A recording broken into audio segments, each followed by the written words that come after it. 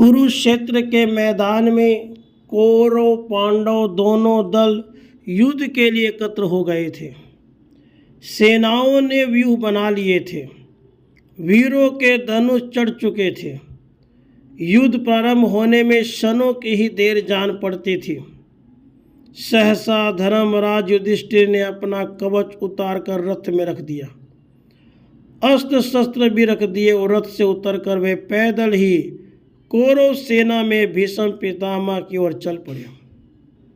बड़े भाई को इस प्रकार शस्त्रहीन पैदल शत्रु सेना की ओर जाते देखकर अर्जुन, भीमसेन, नकुल और सहदेव भी अपने रथों से उतर पड़े।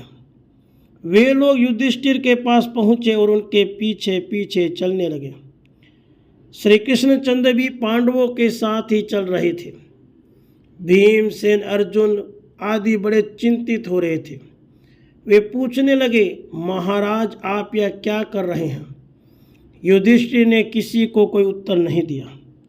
श्री कृष्णचंद्र ने भी सबको शांत रहने का संकेत करके कहा, धर्मात्मा युधिष्ठिर सदा धर्म का ही आचरण करते हैं। इस समय भी वे धर्म आचरण में ही स्थित हैं।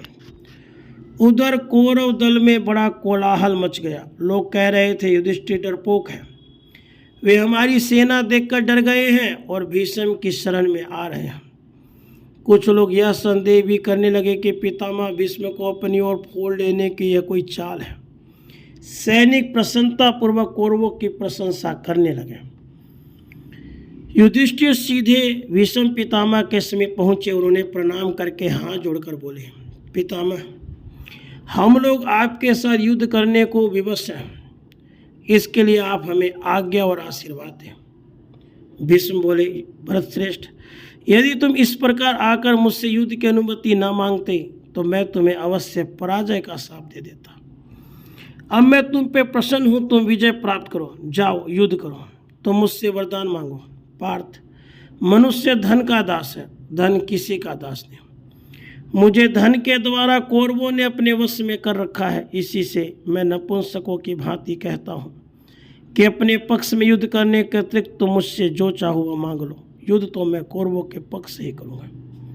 युधिष्ठिर ने केवल पूछा, आप अजय हैं, फिर आपको हम लोग संग्राम में किस प्रकार जीत सकते हैं? पितामह ने उन्हें दूसरे समय आकर यह बात पूछने को कहा। वहाँ से धर्मराज द्रोणाचार्य के पास पहुँचे और उन्हें प्रणाम करके उनसे भी युद्ध के लिए अनुमति मांगी।